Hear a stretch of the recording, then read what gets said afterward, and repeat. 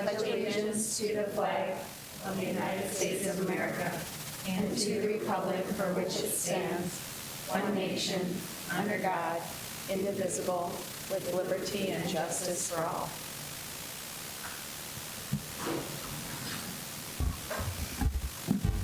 And it doesn't look like we had anyone wishing to address the board this evening. Do I have a motion to approve the minutes on June 5th, 2019? So moved. Second. Question or discussion? Seeing none, all those in favor of the approval of minutes of June 5th signify by saying aye. Aye. Disapprove, same sign. Motion carries. Now to the agenda. Do you have a motion? So moved. Second. Any discussion? Seeing none, all those in favor of approval of the agenda signify by saying aye. Aye. And against, same sign. Seeing none, we have approved the agenda. And no conflicts of interest were raised for this time. Moving on to approval of the consent agenda. Do I have a motion? So moved. Second. Discussion? Seeing none, all those in favor of approval of consent agenda signify by saying aye. Aye. Aye. Disapprove, same sign. Seeing none, the motion carries. Yeah. Oh, we talked about this in our earlier meeting. Todd Tolke is missing from the board meeting. He is ill this evening, so we hope he recovers quickly. And we are welcoming new board member Nan Baker and re-elected board member Ryder. They were installed at the 4 o'clock meeting. So you notice some new faces and some missing faces, as Kent Alberti has retired from the board as well. And Dr. Griggs is in Pierre, I believe, at the State Tech Board meeting, correct, this evening. We are moving on to the reports of the president. The first one is the HRMC off-campus LPN approval. Thank you, Ben.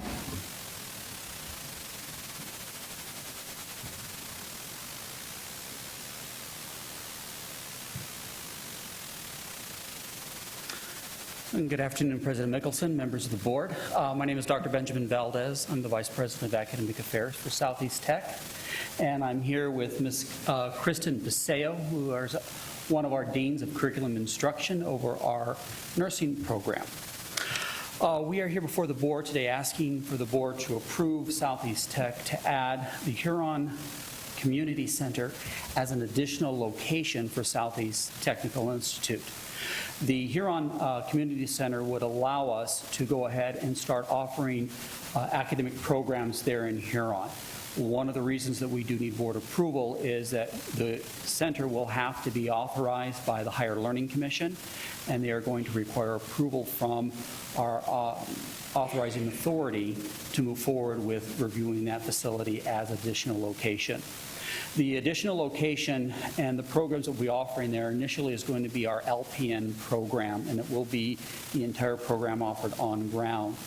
We were approached by Huron Regional Medical Center because of a very high demand need for LPNs there within Huron and the surrounding rural community. So they have asked Southeast Tech to take our LPN program out to Huron. Currently, we are offering our RN program out in Huron. That program has not required board approval or HLC approval because less than 50% of our program is being offered there. The RN program is a hybrid program with most of the courses being offered online. So only a handful of the courses are actually offered there on campus.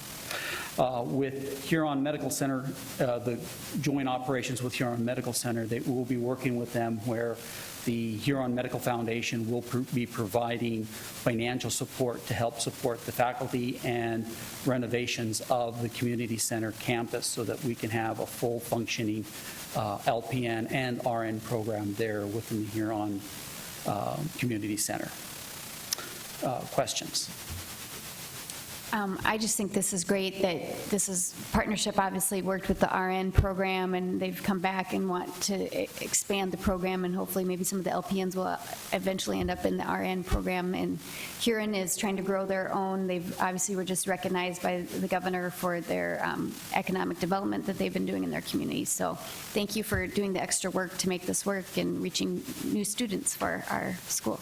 Thank you. Yeah, I think especially in those rural areas, the need for nursing is very great. And so many times that obstacle is just access in general. And so I feel like this is a really great step to take that barrier away and give access in a way that those people can maintain their homes or their apartments. You can get maybe second career types of people who want to make a change and can do that either nighttime or part-time or whatever it is. And so, yeah, I think it's a great way, it's a great growth for Southeast Tech, but it's also a great way to support that community and that area with a definite need that they have. So it's an exciting growth opportunity.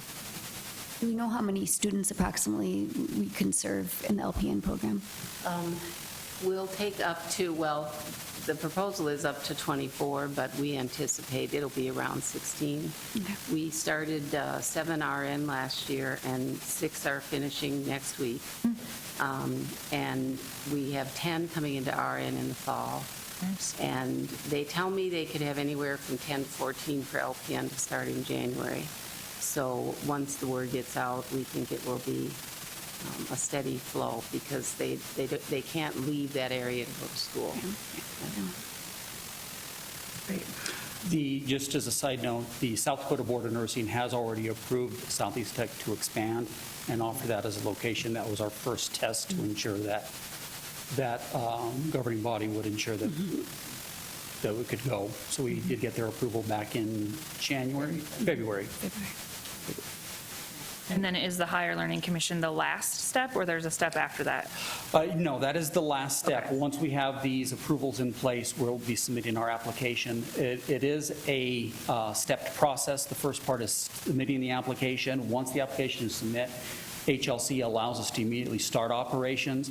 They'll review our application, and they will schedule a site visit. The site visit will probably be next fall, so about a year from now. And they'll be sending out a visiting team of 1 to 2 individuals to visit the facility and ensure that it does meet all of the requirements of an institution of higher learning. And the RN program is accredited through ASIN. The LPN is not accredited through ASIN yet, but the RN is, so we had to submit a substantive change to ASIN, and they conducted a visit last fall, and we got approval for our substantive change for the RN program. So lots of visitors, lots of accreditation hoops. Checks and balances. Yeah, so I know sometimes that is a concern for people as far as graduating from an accredited Yes. program. How long would it take for like an accreditation of the LPN program? Well, it took 3 years for the RN, Okay. but that was our first time through it. So the Sure. LPN, we anticipated would probably take about 2 years. Okay. And so we look to do that, probably the whole LPN program, probably start on that next year. So, Great. Any other questions? Discussion? Do I have a motion on the HRMC off-campus LPN approval? So moved. Second. Further discussion? Great job. Exciting. Seeing none, all those in favor signify by saying aye. Aye. Opposed, same sign. Motion carries. Thank you very much. Next, we have Rich to talk about our budget. President Mickelson, member of the board, I come bearing good news. First, I'll be brief. Secondly, kind of going back to the tentative adoption back in May, going to the bottom line, so to speak, if you recall, that budget was calling for utilization of existing cash reserves of roughly $965,000 in post-secondary fund. Through some changes we've made, some opportunities, some doors closing, window opens, I guess, so to speak, we're able to reduce that request by about $80,000. So that's kind of the bottom line as we look at the post-secondary fund. Kind of back up for Board Member Baker, just kind of bring you up to speed. The FY20 proposed budget, as I stated, was using some existing reserves, and a lot of that came about as a result of what we all kind of characterized as one-time events, extraordinary types of things that weren't necessarily planned for.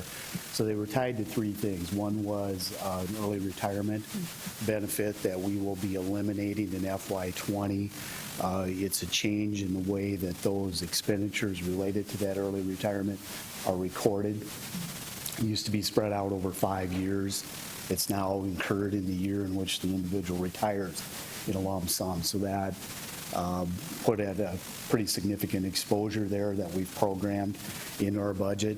As I indicated to the board members, it's not the highest, it's not the lowest, it's somewhere in between. So we'll kind of see towards the end of next year what people choose to elect that incentive and whether that estimate's correct or not. And we'll kind of wait until we get to February and see where we're at.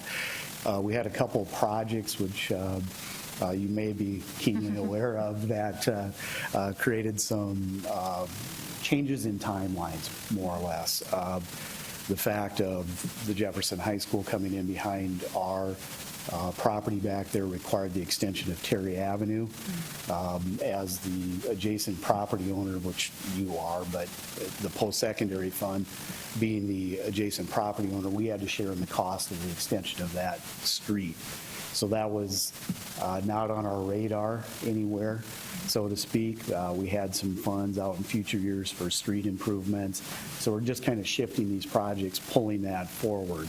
So we are going to adjust our capital program, bring those into this year, but we can't fund it with existing revenues. We had other things in the works. Second thing was a reconstruction of the new Tech High parking lot on our campus. We're doing that in sections. That's coming due for replacement a couple years earlier than what we had planned. So we're pulling that into kind of these extraordinary items, those kind of three things together. When you add that all up, those three projects, it's about $1.5 million or so, maybe 1.6 million. If we were going to entirely fund all of that through our reserves, that's the request for cash we would be asking for. But we also recognized in FY19 that our revenue projections, we're not going to meet them, or that's still being worked on, but credits were down a little bit less than anticipated. So rather than walking out of FY19 with this structural or actual deficit that we're kind of projecting at this point at right around $750,000, we want to try to cover that in our next operating budget, say, all right, we're going to make it up going forward. So that's why you're seeing kind of that differential between that 1.6 of what those three one-time projects are versus the cash that we're requesting of about 880. So we're trying to cover that anticipated loss for this year by not diving deeper into our reserves as part of our FY20 operating budget.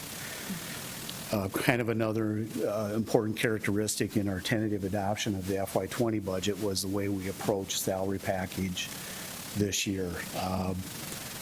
We're not under negotiated agreements with any of our staff, so it really is about where do we stand fiscally and what can we do. So we have not programmed in an automatic increase. It's really based on achieving revenue estimates and revenue targets. The other side of that is making sure we stay within the bounds of our expenditure appropriation, which I'm going to ask you to approve here in a few minutes. If we don't achieve our revenue objectives, those salary adjustments will not go forward. So that's a built-in savings, so to speak, in our budget. So those are a couple things that we're trying to do to address that that will hopefully have a positive impact as we move into FY20. So now as we get in and we look at the specifics of the post-secondary fund, there were some adjustments made to revenue. The adjustments overall are fairly minor, really centering around some foundation support, both from the Southeast Tech Foundation. We had requested some additional support that the foundation was not willing to provide or was unable to provide or didn't feel comfortable, whatever that dialogue and discussion was, but they capped the administrative support of our programs at $150,000 for the operation of the foundation itself. So They did not fund a position that we were asking them to pay half the cost of the salary and benefits. So as part of that funding, we reduced our anticipated revenue from the foundation, but there was also an offsetting expenditure. Since the foundation wasn't going to fund it, we didn't feel we could go on our own for 100% of it. So that position, that's that door closing, but it opened up an opportunity to do some things within this budget that we wouldn't have otherwise been able to do. Another foundation support was related to the Huron Regional support of the LPN-RM program. It's two people separated by a common language of what that support actually was, so we needed to make that adjustment to reflect what that reality is going to be. So we reduced that by $30,000. We offset that in the adjunct as well, so we'll be able to absorb that. We had some additional revenue come in through Perkins as well. The final allocation increased. That's a federal grant that comes in, so you'll see some different adjustments on the expenditure side of things as well. And then there was some additional miscellaneous revenue from Housing Foundation based on what the anticipated cost of that program is. So that's 100% reimbursement as it relates to that. When you get down into the expenditures, the thing that we elected to do or tried to do, since we weren't going to have a salary package, and we've done this over the last couple of years, and it's created some problems internally, some morale issues, I guess is a simple way to say that, is by not granting lane increases for faculty that invested in their educational attainment. It had a punitive effect to it. Same thing on the staffing side by not allowing advancement in there. We may have had people that you reach a certain point where you have the same skill set, but they weren't able to advance on the salary schedule because we had frozen steps as well. So by some of those adjustments on the expenditure side of things, President Griggs wanted to see if we could find the money to at least grant the lane changes and those step increases. It's not a huge dollar amount overall.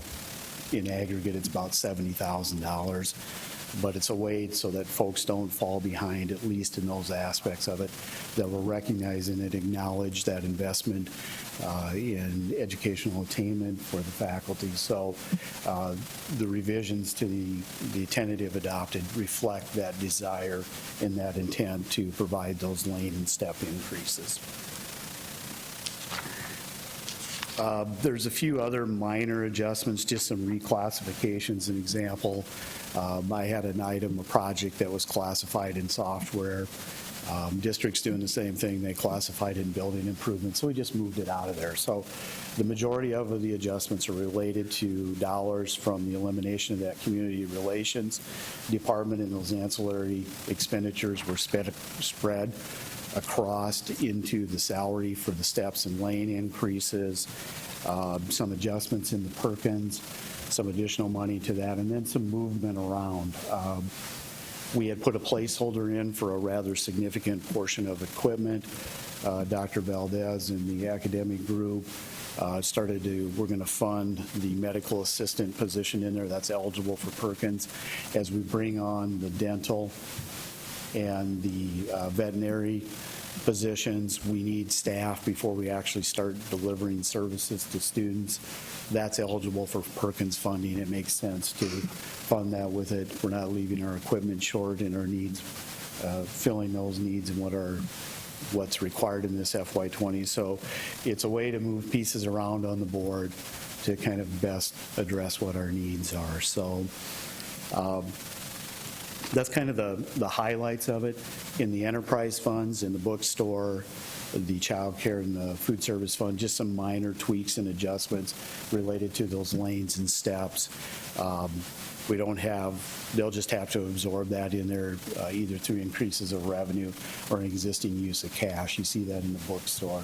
We're using a little more cash, but they're setting in a cash healthy position. At $1,300 isn't that big of a deal, so we're going to utilize that. The other two programs are going to make some adjustments in revenue estimates to cover it. So that's the very quick and easy on that. If there's specific questions, I'm do my best to answer. Any questions before we move to motion?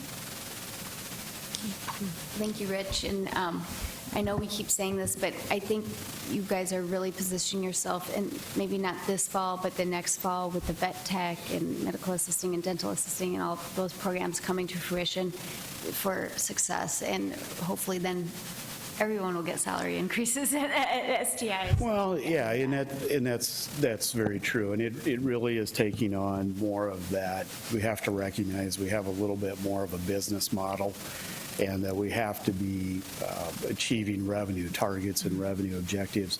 Otherwise, you just continue to cut yourself to death to try to handle these things. And I think you're exactly right on those programs, that they will start to generate excitement. Just the fact that I think they parked a couple ag pieces over on the interstate side of it, that generated a few inquiries. So I offered to tie my horse up out there, and nobody wanted to take me up on that offer. Yeah, I think you're absolutely right. I think we're trying to position for the future. A lot of effort on the marketing side that this budget reflects. We've talked about that before, in tracking what our efforts are and what they're doing and what they're accomplishing, going out and getting students. But at the end of the day, you still got to have the programs, because that's what's going to bring them in. So. Okay, do I have a motion for the final adoption of the fiscal 20 budget for STI? So moved. Second. Do we have to open this one up for a hearing to public input right here at this point of the meeting? We had that. That would have been what. But we don't have to at this part as well? No, I don't Okay, believe so. okay. It's an adoption based on the motion, because the public hearing would have been at the tentative adoption. So these Thank are you. the adjustments for it. Okay, I have a motion and a second. All those in favor, or any further discussion on the motion? Oh, I was just going to add, just like anybody who creates a personal budget for themselves, we all have unexpected things that come up, whether it's an air conditioner that goes out or, whatever it might be, a car issue. And so the things we had to kind of move up and draw from, they're value added. They're just at a different time and needed. And so you have to make those adjustments. And so I think it's smart to go into next year kind of knowing we covered as much of it as we could, and we can launch those new programs and have that excitement, knowing we're hopefully at that kind of break-even point and a fresh start. Right. And I think in September, once we get through that census date, we'll have a better sense. I'll probably bring that in with at our October meeting. Sure. We'll talk a bit about where we end up FY19. So we'll see if my prediction of the $770,000 loss is on target. Sure. If it comes in less than that, that's great. That puts us in a better position going forward. If it's worse than that, we'll have to Sure, make have some some discussions adjustments about there. how we address that, keeping in mind that we want to limit our exposure in FY20 to what we're asking you for today. Yeah, So, yeah. Well, sounds good. Thank you. Thanks. Seeing no further discussion, all those in favor of the final adoption of the FY 20 budget signify by saying aye. Aye. Opposed, same sign. Motion carries. Thank you. Thank you, Rich. We're moving on to second reading of the Southeast Tech Policy Regulations. Board Member Parker is going to address these. Sure. So there were 3 policies that were up for second reading. And I'll just, GBEA, nepotism policy, KLC and its accompanying regulation, relations with social service agencies investigating child abuse, and IB and its accompanying regulation, STI academic freedom. The nepotism policy was updated to reflect significant rewording and removing outdated language. The social service agencies investigating child abuse was updated to reflect a separation of social services and law enforcement investigation processes. And last but not least, IB, academic freedom, was drafted to provide guidance for the campus community to promote excellence in teaching and learning and preserve freedom of expression. So the 3 policies had been out, posted for public review, and no concerns were raised. So I move to approve the 3 policies. Second. Motion is second. Any discussion? Seeing none? All those in favor of adopting new policies GBEA, STI, KLC, STI, and KLCR, STI, and IB, STI, IBR, STI, signify by saying aye. Aye. Aye. Opposed, same sign. Motion carries. Any other business to come before us? Seeing none, do I have a motion to adjourn? So moved.